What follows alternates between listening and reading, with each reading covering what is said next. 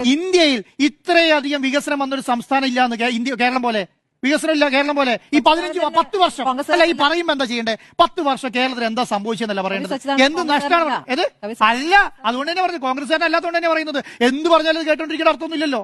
സച്ചിദാനന്ദ മാഷ് ബഹുമാനിക്കുന്ന ആളാണ്, നല്ല ആളാണ്, ഈ പറയുന്ന നാടക അക്കാദമിന്റെ തലപ്പത്തിരിക്കുന്ന ആളാണ്, ഒക്കെ ശരിയാണ്. പക്ഷേ കേരളത്തിൽ രാഷ്ട്രീയം വേണ്ട. ഇടതുപക്ഷം മുഴുവൻ രാഷ്ട്രീയം കൂട്ടിക്കെട്ടി വീട്ടിലിരുന്നോളൂ. നിങ്ങൾ ആ ഇലക്ഷനിൽ മത്സരിക്കേണ്ട. നിങ്ങൾ ഇനി തോക്കാൻ വേണ്ടിയാണ് പിന്നെ എന്ത് ഒരു രാഷ്ട്രീയ പാർട്ടി എന്താണ് ചെയ്യേണ്ടത്?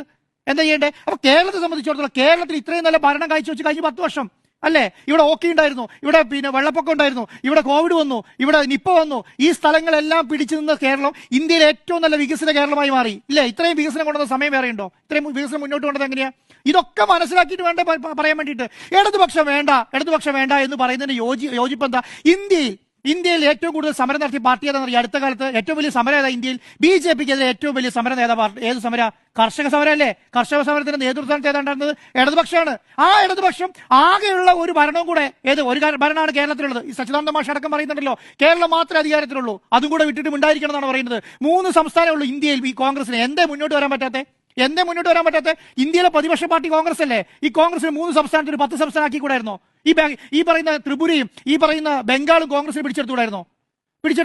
ഈ പറയുന്ന തെലങ്കാനയും കർണാടകയും ഈ പറഞ്ഞ ഹിമാചൽ പ്രദേശ് മാത്രമേ ഒതുക്കേണ്ട കാര്യമുണ്ടോ? ബാക്കിയുള്ള സംസ്ഥാനത്ത് എന്താ മുന്നോട്ട് വരാൻ പറ്റാത്തത്? അപ്പൊ പറയേണ്ടത് എന്താണ്?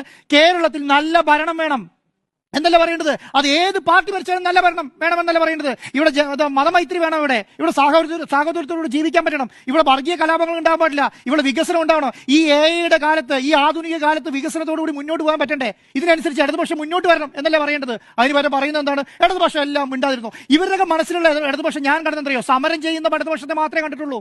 എന്തുണ്ടെങ്കിലും സമരം ചെയ്യുന്ന ഇടതുപക്ഷം, എന്തുണ്ടെങ്കിലും പിന്നെ കർഷക സമരം പണ്ട് പറയുന്നു ട്രാക്ടറിനെതിരെ സമരം നടത്തി എന്ന് പറഞ്ഞുകൊണ്ടിരിക്കും പണ്ട് കാലത്ത്. അങ്ങനെ ഇന്നത്തെ കാലത്ത് ട്രാക്ടർ ഉണ്ടായിട്ട് വേണ്ട സമരം നടത്താൻ വേണ്ടിയിട്ട്? അങ്ങനെയാണോ?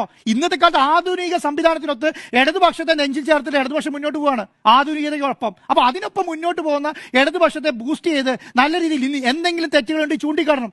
ആ പ്രതിപക്ഷത്തെ പടി കഴിഞ്ഞ 10 വർഷമായിട്ട് ഇടതുപക്ഷം ഭരിച്ചിട്ട് ഒരു തെറ്റ് പോലും ചൂണ്ടിക്കാണാൻ കഴിഞ്ഞിട്ടില്ലാന്നേ. ഒരു സ്വർണ്ണക്കൊള്ളയിൽ വന്ന് മാറ്റി നിൽക്കുകയാണ്, ഒരു സ്വർണ്ണക്കൊള്ളയിൽ മാത്രം.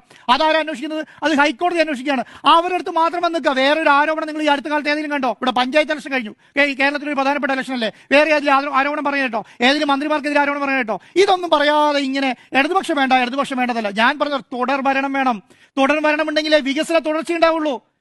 കാസർഗോഡ് തുടങ്ങി തിരുവനന്തപുരം വരെ നാഷണൽ ഹൈവേ തീരാനായി അല്ലേ? അറിയില്ലേ? ഈ പറയുന്ന തിരുവനന്തപുരം മെട്രോയും കൊച്ചി മെട്രോയും ഒക്കെ വർക്ക് തുടങ്ങണമെങ്കിലും ഈ പറയുന്ന സംവിധാനങ്ങൾ പൂർത്തീകരിക്കലും വേണം. ഇവിടുത്തെ ഹോസ്പിറ്റലുകൾ വൃത്തിയാകണമെങ്കിൽ വേണം. ഇവിടെ 45,000 സ്കൂളുകൾ പിന്നെ ഹൈടെക് ആക്കിയത് മാറിയത് എങ്ങനെയാ? ഇനി അടുത്ത ഭരണത്തിന്റെ എന്തൊക്കെ ഉണ്ടാവും എന്നുള്ള കാര്യം ഈ ബഡ്ജറ്റിൽ പറഞ്ഞിട്ടുണ്ടല്ലോ. ഇപ്പൊ കേരളത്തിൽ ഖജനാവിൽ പൂച്ച വെട്ടി കിടക്കുകയാണ്. പ്രതിപക്ഷം പറയുന്നതാണ്. ഇവർ വന്ന് എവിടുന്ന പൈസ ഉണ്ടാക്കും? ഇവിടെ നോട്ടടിക്കുന്ന വിഷയമെല്ലാം കൊണ്ടിരുന്നുണ്ടോ? കേരളത്തിലെ ജനങ്ങൾ പിഴിഞ്ഞിട്ട് തന്നെയായിരിക്കും, അല്ലാതെ വേറെ എവിടെയും പൈസ കൊണ്ടുവരണ്ടോ? ഇവർക്ക് BJP ഇവിടെ കേരളത്തിൽ കോൺഗ്രസ് അധികാരത്തിൽ വന്നാൽ കേന്ദ്രത്തിൽ BJP എന്നാ കോൺഗ്രസ് വന്ന അധികാരത്തിൽ വന്നല്ലോ, കുറെ പൈസയും കൊടുത്തേക്കാന്ന് വിചാരിക്കുമോ? ഇത് എവിടുന്നാ പൈസ കൊണ്ടുവരിക? ഇവർ കേരളത്തിൽ കോൺഗ്രസ് അധികാരത്തിൽ വന്നാലും ഖജനാവിൽ പൈസ ഇല്ല തന്നെയാണ്. അങ്ങനെ തന്നെയാണ്. അതിനുള്ള പുതിയ ന്യൂനതകളൊന്നും കണ്ടെത്താനില്ല. കോൺഗ്രസ് ഭരിക്കുന്ന സംസ്ഥാനത്തിലാണെങ്കിൽ, അങ്ങനെയാണെങ്കിൽ കർണാടകയിലും, അങ്ങനെയാണെങ്കിൽ തെലങ്കാനയിലും, അങ്ങനെയാണെങ്കിൽ ഹിമാചൽ പ്രദേശിലും കാണണ്ടേ? ഒരേ ഒരു MLA ബംഗാളിലുണ്ടായിരുന്നു, അദ്ദേഹം കൂടെ BJPയിലൂടെ പോയി. ആയില്ലേ? ആദ്യത്തെ മുഖ്യമന്ത്രിയുടെ മകൾ BJP പോയി, രണ്ടാമത്തെ മുഖ്യമന്ത്രിയുടെ മകൾ ആദ്യത്തെ മുഖ്യമന്ത്രിയുടെ മകൾ BJP പോയി, രണ്ടാമത്തെ മുഖ്യമന്ത്രിയുടെ മകൻ BJP പോയി. ഓരോ MLA ഓരോ ദിവസം കൂടെ BJP പോയിക്കൊണ്ടിരിക്കുകയാണ്. അതാണ് പിണറായി വിജയൻ പറഞ്ഞത്. കഴിഞ്ഞ 10 വർഷമായിട്ട് ഇവിടെ ഒരു വർഗീയ ലഹള ഉണ്ടായിട്ടില്ല, ഇവിടെ ഒരു സഭയുടെ അതിപ്രസരം ഉണ്ടായിട്ടില്ല, ഇവിടെ ഒരു NSSന്റെ അതിപ്രസരം ഉണ്ടായിട്ടില്ല, ഇവിടെ SNDPയുടെ അതിപ്രസരം ഉണ്ടായിട്ടില്ല, ഇവിടെ ഒരു മുസ്ലിം ലീഗിന്റെ അതിപ്രസരം ഉണ്ടായിട്ടില്ല. എന്തുകൊണ്ടാണ്? ഇവിടെ മതമേലധ്യക്ഷന്മാർക്ക് ഭരിക്കാനുള്ള സംവിധാനം ഉണ്ടായിട്ടില്ല. അങ്ങനെയാണോ മുൻകാലത്ത് ഉണ്ടായിരുന്നത്? ഓരോ സമയങ്ങളിൽ ഓരോ ശൈലികൾ അനുസരിച്ച് നല്ല ഭരണാധികാരികൾ വരുമ്പോൾ നിൽക്കുന്നതാണ്. ഞാൻ കാസർഗോഡ് തുടങ്ങി തിരുവനന്തപുരം വരെ ജാഥ ശ്രദ്ധിക്കുകയായിരുന്നു. കോൺഗ്രസിന്റെ ജാഥയിൽ പറയാനൊന്നും ഇല്ലാന്ന്. ജാഥയിൽ കോൺഗ്രസിനെതിരെ പറയാനൊന്നും കാണുന്നില്ല, വാർത്ത കാണുന്നില്ല. ഒന്ന് ആലോചിച്ച് നോക്ക്, ഒന്നും പറയുന്നില്ല. ആകെ സ്വർണ്ണക്കൊള്ള പറഞ്ഞിരിക്കുക. രാവിലെ പത്രസമ്മേളനം നടക്കുമ്പോൾ സ്വർണ്ണക്കൊള്ള, ഉച്ചയ്ക്ക് പത്രസമ്മേളനം സ്വർണ്ണക്കൊള്ള, വൈകുന്നേരം പത്രസമ്മേളനം നമുക്ക് സ്വർണ്ണക്കൊള്ള. വേറെ അഴിമതി ആരോപണങ്ങൾ പറയണ്ടേ? 10 വർഷം ഏകദേശം 44 മന്ത്രിമാരുണ്ടായിരുന്നല്ലോ. ഈ 44 മന്ത്രിമാർക്കെതിരെ ഒരാൾക്കെതിരെ ആരോപണം പറയണ്ടേ? ഇതുവരെ പറയാൻ കഴിഞ്ഞില്ല. വികസനത്തെ കുറിച്ച് പറയുന്നില്ലല്ലോ. ഈ കേന്ദ്രത്തിനെതിരെ എത്ര സമരം നടത്തി കോൺഗ്രസ് കേരളത്തിൽ? മനസ്സിലായോ? കേന്ദ്രം പണം തരുന്നില്ല എന്ന് പറഞ്ഞിട്ട് എത്ര സമരം നടത്തി? വർഗീയതയ്ക്കെതിരെ എത്ര സമരം നടത്തി കേരളത്തിൽ? ഈ പറയുന്ന ഗവർണറുടെ വീട്ടിലേക്ക് എത്ര സമരം നടത്തി കോൺഗ്രസ്? നടത്തിയോ? ഇതോ ഒക്കെ പറയുമ്പോൾ എന്താണ് ശരിയാ? അപ്പൊ പറയുമ്പോൾ കേരളം ബംഗാളിൽ കോൺഗ്രസ് പിന്നെ CPM ഭരിച്ചിട്ടുണ്ട്, ഇല്ല എന്ന് പറയുന്നില്ല. അതൊരു വേറെ ലെഗസിയിൽ വന്ന മാറ്റാണ്.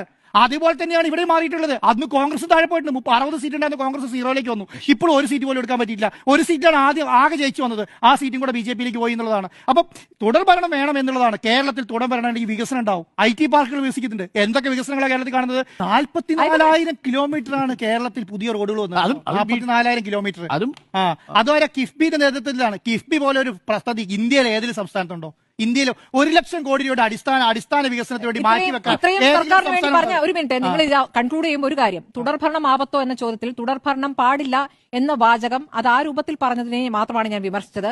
ഈ പറഞ്ഞതുപോലെ ഇപ്പോൾ നമ്മൾ സ്വർഗത്തിലാണ് ജീവിക്കുന്ന രൂപത്തിൽ ഞാൻ പറഞ്ഞില്ല. ഇവിടെ സ്വർഗം കുറച്ചുനേരം സ്വർഗമായി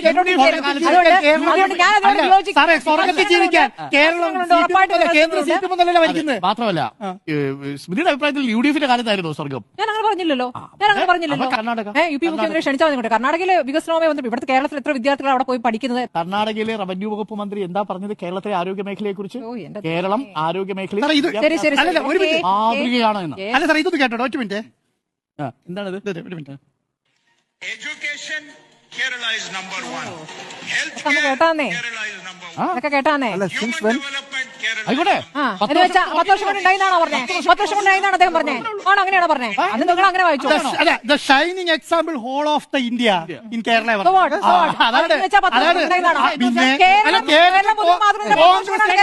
കോൺഗ്രസിന്റെ മന്ത്രി കേരളത്തിൽ നിങ്ങൾ സംസാരിക്കൂ. ഞാനിതല്ല സംസാരിക്കുന്നത്. ഞാനില്ല ഇൻഡെക്സും ആരോഗ്യ മേഖലയിലെ ഇൻഡെക്സും കൂടി ചർച്ച ചെയ്യാം, കമ്പാരിസൺ ചെയ്യാം, ഡ്രോപ്പ് ഔട്ട് റേറ്റ് ചർച്ച ചെയ്യാം, സ്കൂളിലെ പുസ്തകം കൊടുത്തത് ചർച്ച ചെയ്യാം, ക്ലാസ് മുറികൾ സ്മാർട്ട് ടെക് ആയതും ഹൈടെക് ആയതും ചർച്ച ചെയ്യാം. പറഞ്ഞല്ലോ കുറച്ചേറെ ബോറടിക്കുന്നു. അതാണ് പ്രശ്നം. കണക്കുകൾ വരുമ്പോൾ ബോറടിക്കാത്ത വിഷയം ഏതാ? സ്വർണ്ണക്കൊള്ള CPM പത്മകുമാർ, സ്വർണ്ണക്കൊള്ള CPM പത്മകുമാർ, അടൂർ പ്രകാശും ആന്റോ ആന്റണി മിണ്ടൂല, പിന്നെ ഇടയ്ക്ക് കുഞ്ഞികൃഷ്ണൻ.